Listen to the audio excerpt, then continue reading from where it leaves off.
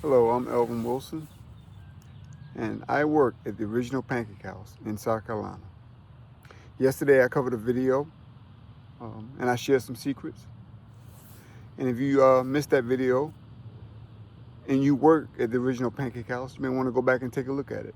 I showed a secret that I used for so many years. In the 12 years I worked as a cook at the original Pancake House. The name of the video is A Day as a Cook at the original Pancake House, episode 1. So if you missed that video or you didn't get a chance to watch it, go back and check it out. It talks about the apple pancake and my strategy for cooking apple pancake as a cook for 12 years at the original Pancake House. So definitely go back and have a look at it. And if it's not a strategy you're using, I highly recommend it. I highly recommend it. It talks about how I took 5 apple pans and sold 25 apples on the weekend with those same 5 pans. So it goes into more detail. Have a look at it if you're interested. Today I'm going to share another secret. And we're talking about the bacon at the original Pancake House. It's an old smokehouse, sugar-cured bacon that we've had for years. It's a great product, and we've been selling it for decades at the original Pancake House in South Carolina. In the very beginning in 1992, when we used to prepare the bacon at the original Pancake House, there was a standard that we had to meet.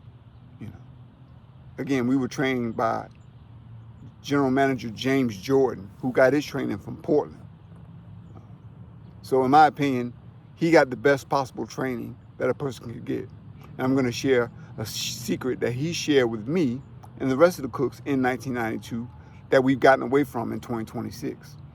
It's a technique that I want to get back to in 2026 and beyond. But it's going to be challenging. It's going to be a challenge. Because in 1992, there were no other options as far as cooking the bacon. There was only one way to cook it, and it was the right way. It was the way that James Jordan was trained to cook the bacon at the original Pancake House in South Carolina. He got his training from Portland, and he shared his experiences with us and trained and taught us how to prepare and cook the bacon at the original Pancake House. So I'm going to share a secret that we've all gotten away from. Not saying that you've gotten away from it at your location, but a lot of the locations that I've visited, a lot of the original Pancake Houses I've visited, and I've only visited 3 in my lifetime, has gotten away from it. And we're no longer doing it anymore. But I want that to come back in 2026 and beyond. So again, we're baking that bacon in the oven. It's packaged, and when we unpackage the bacon, we have to stack it in a baking pan with a strainer that goes at the very bottom, so that when it's baking in the oven, all that grease drains to the bottom of the pan, and then we extract that grease, take the bacon out of the pan, and then fry it on the stove. And that's how we're doing it now. However, there's a process. During the cooking process, there's a valuable step that is no longer happening at the original Pancake House, and I'm going to share that today, and it's a secret. And I'll be honest with you,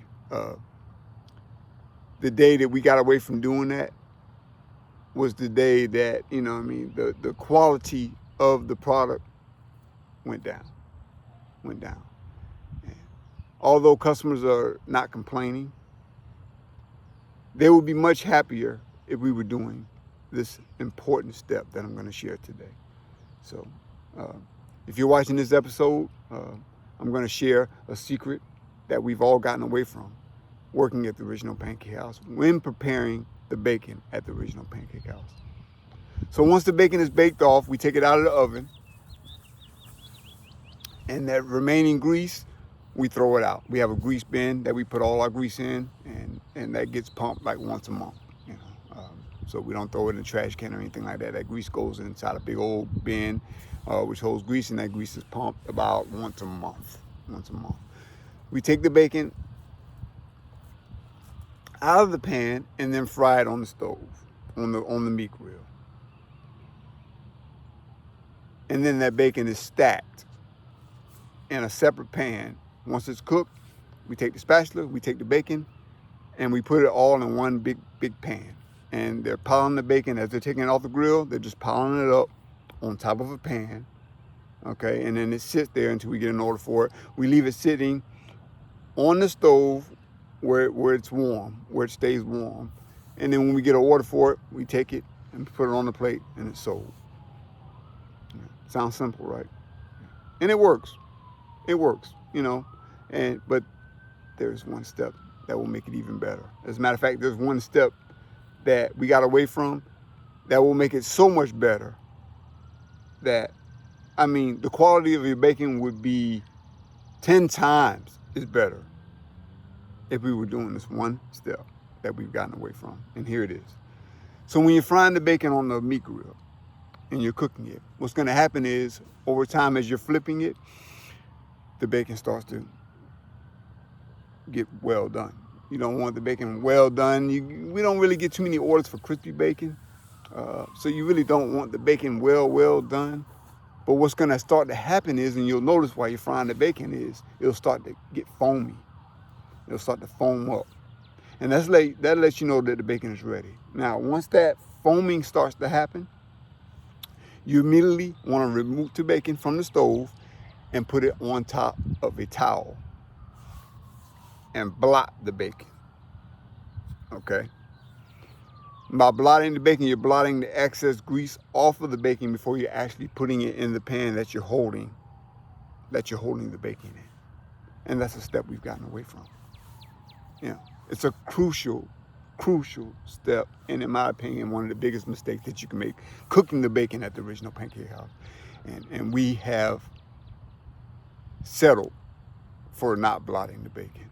And I can honestly tell you, from everything to the way the bacon looks, the presentation, to the bacon bits that we have when we make our bacon pancakes at the original Pancake House, and the bacon that goes inside the omelet, the bacon bits that we're using, it's not the same. It's not the same. Bacon bits in 1992, they were so crispy that the container we kept them in, you didn't see any grease in the container. You can just take the container, shake it, move it, and the bacon is just loose inside the pan, and there was no grease buildup or anything inside the pan. Whereas now they're not blotting the bacon, and so because the bacon is not being blotted, the bacon bits, the quality of the bacon bits is not the same. The quality of the bacon is not the same. It's not that there's anything wrong with the bacon, because there's nothing wrong with the bacon. We have excellent bacon, the best bacon money can buy at the original Pancake House. But when you're cooking it on the stove and you're not blotting the excess grease off the bacon, it's a mistake. It's a mistake that we've been making for many, many years. But in the beginning in 1992, we had to do it. We had to blot that bacon. There was no such thing as stacking bacon on top of each other without blotting it. If you did that, you got in trouble. You got in trouble, because of the difference in the quality of the bacon when you blot it versus when you don't blot it. You have to have towels lined up, and those towels are going to be specifically for one task and one task only, and that's absorbing the grease off the bacon. When you take it off the grill, you're putting it on that towel, you're blotting it, and then transferring the bacon to the pan that you're going to hold until you get a sale for that order for the bacon. And the quality is excellent. Excellent. I'm a vegetarian. I don't eat the bacon at the original Pancake House anymore. But before I became a vegetarian, working at the original Pancake House, the bacon during that time was it was addictive. It was addictive. The bacon is so good at the original Pancake House. And when you blot it, if they do order crispy bacon, the bacon is so crispy and crunchy when you blot it. Every piece of bacon that came off that grill had to be blotted. If you were working under James Jordan, that bacon had to be blotted. And there was no such thing. And he would notice. If you served bacon and put bacon in the window and that bacon wasn't blotted, he would see it right away and call you out on it. Every piece had to be blotted. And when you do that, the quality of the bacon is, far beyond anything you can ever imagine if you haven't done it. So if you started working at the original Pancake House and from the time you started working there, the bacon was never blotted, and you watched this video, I encourage you to go back and cook a small portion, maybe even one pan. cook one pan off. And again, once the bacon starts to foam up, you'll see it. That's letting you know that the bacon is ready. Once it starts getting that foamy look to it, take it off. Transfer it to a towel. Blot the grease, as much of the grease off the bacon as possible, and then take the bacon and set it in whatever pan it is you're gonna have it in. Whether it be for bacon bits, if I'm doing bacon bits, I'm gonna cook it a little bit longer. Because bacon bits, you want bacon bits a little bit more on the crispy side. So what I'll do is, if I know I'm having leftover bacon, scrap bacon or whatnot, or I'm making bacon bits, I'll let it cook a little bit more and let it foam up a little bit more than if I'm just cooking for regular orders, you know. But if I'm making bacon bits, I want that bacon to be a little bit more on the crispier side, so I'll let it stay on the oven longer. Even though it is foamy, I'll let it stay on the oven just a little bit longer before I remove it, blot it, set it behind me, and once the air gets to it, something amazing happens. I mean, the bacon is so crispy, you can break it up with your hands. You can break it up with your hands. You know, you got a pair of gloves on, whatever. I mean, you can make bacon bits with your hands. It's so unique that I'm shocked that we've gotten away from it. So what I plan on doing for the original Pancake House in South Carolina is, I'm going to perform a demonstration for my general manager first and foremost, because he's not a vegetarian, and I know that he's going to see the difference once I do it, and I haven't done that yet. But I'm going to do a demonstration for him tomorrow, and I'm going to show him the difference on the way we're cooking our bacon and the way we used to do it in 1992 when James Jordan was the general manager at the original Pancake House. And I'm going to let him see the difference, and then let him decide whether or not that's something he wants to move forward with or not. It's going to be a challenge to make that change because we've been doing it that way for so long. You know, from 1992, I would say we did it the entire time we were on Beltline before we moved to the new location in Forest Acres. We were blotting that bacon, and then when we moved to the location in Forest Acres, in Trenton Plaza, in South Carolina, that stopped. We got under new management, and they just got away from it, you know, and everyone accepted it, you know, because the customers weren't complaining. But they're missing out. They're definitely missing out. And when you blot it, when you let it cook till it starts to foam, you'll see it, because it'll start to foam. And then once it starts to foam up, you take it off, put it on a towel, blot it, and then put it in whatever pan. If you're going to do bacon bits, you let it cook a little bit longer. While it's foaming, just let it cook a little bit longer. Just a little bit longer, maybe like a minute or two longer. It doesn't take that much time. Take it off, blot it, put it in the pan behind you, and then let it sit back there for about 5-10 minutes. And before you know it, you know what I mean, once that air gets to it and it cools down, it's some of the best bacon that you've ever tasted. Some of the best bacon that I've ever had. You know, and the BLT used to be my favorite sandwich before I became vegetarian at the original Pancake House. I used to love the BLT because of the quality of the bacon at the original Pancake House in South Carolina. It was great. So definitely consider it. Definitely consider it. Tomorrow I'm going to do a demonstration for my general manager, and I want him to see and taste the difference. And at that point, he'll make the decision whether or not that's something he wants to implement, or he may just want to leave well enough alone. Which, for me, you know, my ultimate goal is to satisfy every customer that comes to the original Pancake House in South Carolina to eat. And I only want to make their experience better, especially for our regulars that come all the time. You know, I only want to make their experience better. I only want to make, you know, everything the best quality that it can possibly be. You know, so I'll get with him tomorrow, and I'm going to do a small demonstration. You know, I'll cook off a few orders of bacon, blot it, let it sit for a minute, and then let him see it and taste it. And then I'll also prepare some bacon bits, because the other day he brought some bacon back, and a cook gave him some bacon bits, and you know, I mean, although we were busy, you know, when the cook handed him the bacon bits for, maybe if I'm guessing it was an avocado toast that had bacon bits on it, and he looked at the bacon bits like, you know, what is this?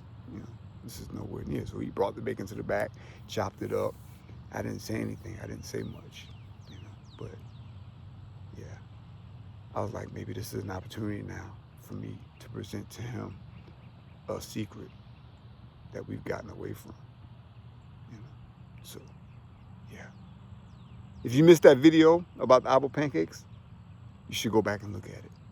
Go back and look at that video. You know, I talked about and shared a secret how I took 5 apple pans and sold 25 apples with those same 5 pans. You know, and they were the most beautifulest apples you could ever saw. You ever saw. They were beautiful. They were great, and they were fresh. You know, and I know that when I want to put out a good product, yeah. When I was working as a cook for 12 years at the original Pancake House, that's how I did it. You know, and during the week, that was just on the weekends. 5 pans was enough for me on the weekends to sell 25 apples. During the week, it's less than that. You know, depending on what mood I was in. If I was in a good mood, I might start with only 2 pans. I'd take 2 pans and sell 10 apples during the week with those same 2 pans. You know,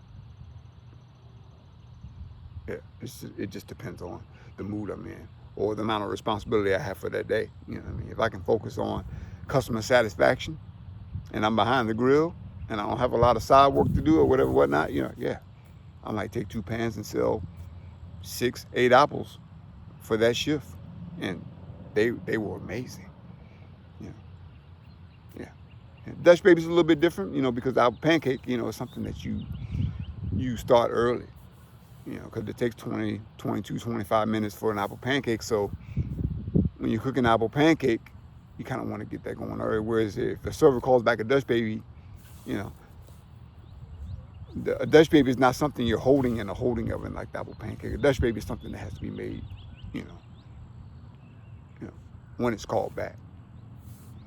So for a Dutch Baby, what I'd normally do is for the Dutch Babies, you know, I'll keep an eye in the front of the house, watch the customers that come in, wait to see when we go on the wait. And usually when we're on the wait, you know, once we get on the wait, I'll start cooking those Dutch Babies, whether we sell them or not. You know, I'm going to cook those because, you know, it's going to be that one time where that customer orders the Dutch Baby, you know. And, you know, back in 1992, the cost of a Dutch Baby was, you know, pennies on a dollar, you know what I mean? So my general manager always encouraged me, look, keep cooking them, we're on the wait, you know what I mean? If we sell 5 and throw away 5, we're doing good, you know. So if you floating them off and we don't get an order for it, you know what I mean? But as you're floating them off, we sell 5, 10 apples that whole day, or 5 or 10 Dutch Babies that whole day, we're doing good. We're doing good. And when he said that, that encouraged me.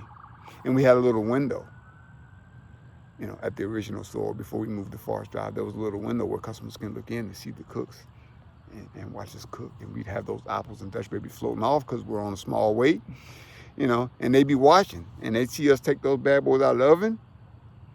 And if I don't have an order for it, they would float right into the trash can. I mean, you know, unless we had a table that we're trying to impress or a table that's not happy, and maybe we could send one out to that table to, you know, to make them happy while they've been waiting on their food, or if they had a problem with their order, you know, and you give them something like an apple pancake or a Dutch Baby, now all of a sudden, you know, you've turned you've taken a table that had a bad experience and now made it a great experience by introducing something like an apple pancake or a Dutch Baby to their table because they had an issue with something that they ordered, you know, and it works.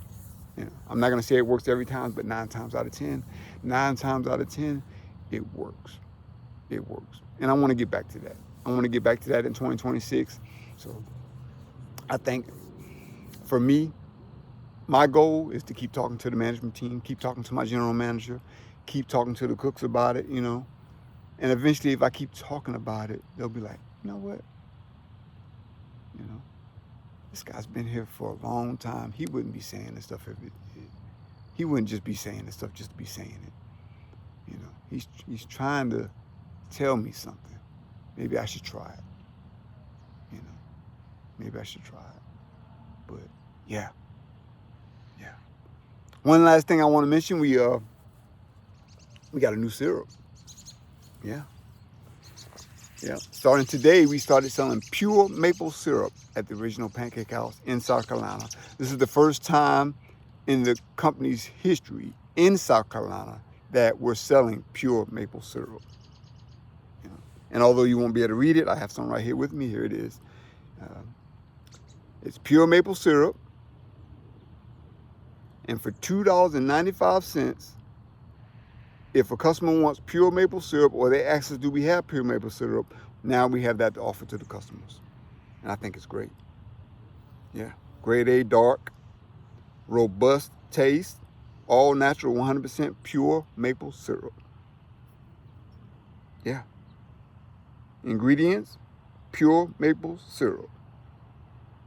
Kosher, sustainable, gluten-free, and vegan. Okay? So yeah. And occasionally we'll get a customer that comes in and asks for this. You know, do y'all have pure maple syrup? Or is your maple syrup, you know, pure maple syrup? If our restaurant only served pure maple syrup, yeah. I don't even know if there's even a restaurant that does that. You know, if there is, you can leave a message in the comment section and let me know which restaurant sells pure maple syrup. You know, I mean, when I say sell pure maple syrup, I mean they're coming in and their pancakes get served with pure maple syrup. You know, but if you come in and pure maple syrup is something you want on your pancakes for $2.95, you can buy this and enjoy 100% all natural, 100% pure maple syrup on your pancakes. Yeah. First time in 35 years that this company has been open in South Carolina, and now we offer pure maple syrup. So yeah. If you made it this far in the video, I appreciate it, and I hope that you got some information in this video that may help you be a better cook or a better manager. Yeah. But yeah. Thanks for watching. See you in the next one. Peace.